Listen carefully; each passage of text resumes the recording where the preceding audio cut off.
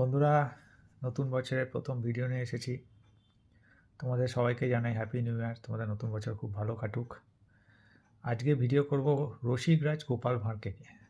গোপাল ভাঁড়ের নাম তোমরা সবাই শুনেছো। গোপাল ভাঁড় একজন খুব পরিচিত চরিত্র বাংলা সাহিত্যের। ওনাকে নিয়ে বহু বই বেরিয়েছে। আমার কাছে টোটাল গোপাল ভাঁড়ের 3টে বই আছে। এই একটি বই রসিকরাজ গোপাল ভাঁড়, এই আর একটা গোপাল ভাঁড় শুধু দেব সাহিত্য কুটির থেকে, আর এই আর একটা বই গোপাল ভাঁড় অমনিবাস।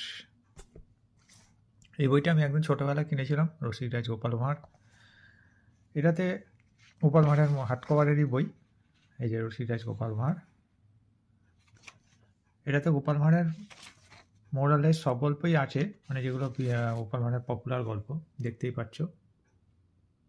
গোপালের রামনাম, গোপালের গঙ্গাযাত্রা, গোপালের স্বপ্ন দেখা, খট্টাঙ্গ পুরাণ, গোপাল ও চাদর ইত্যাদি ইত্যাদি প্রচুর গল্প আছে এই বইটাতে। টোটাল 143 পাতার বই এই বইটা। এটা একদম ছোটোবেলাকার বই। এটা গোপালের রামনাম, দূরদৃষ্টি, স্বপ্ন দেখা, এরকম অজস্র গল্প আছে গোপাল ভাঁড়ের। আমার গোপাল ভাঁড়ের গল্প পড়তে খুব ভালো লাগে, তাই একজন ছোটোবেলায় কিনেছিলাম এটা। গোপালের বিবাহ।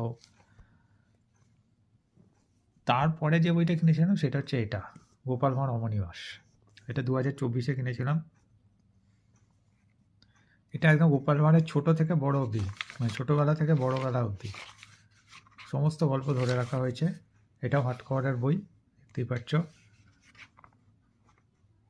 এটা অনেক, মানে এটাতেও মানে আগের বইটার থেকেও অনেক বেশি গল্প আছে।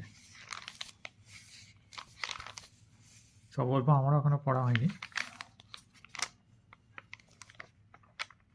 এটা অমনিবাস আকারে প্রকাশিত হয়েছে, ওই জন্য এটাতে প্রচুর গল্প আছে। রাজা কৃষ্ণচন্দ্র রায়, গোপাল ভাঁড়কে নিয়ে গল্প তোমরা সবাই পড়েছো। এটাতেও মোটামুটি 430 পাতা পেজ। এটা 430 পেজের বই অমনিবাস। এটা গোপাল ভাঁড় অমনিবাস, এ দেখো। আর এই বইটা আমি রিসেন্ট কিনেছি, এই সপ্তাহখানেক আগে, দেব সাহিত্য কুটির থেকে প্রকাশিত গোপাল ভাঁড়। এই যে এটা ছোটোর ওপরে মোটামুটি ভালো বই, 95 পৃষ্ঠার বই। তো এই হচ্ছে আমার গোপাল ভাঁড়ের বইয়ের কালেকশান।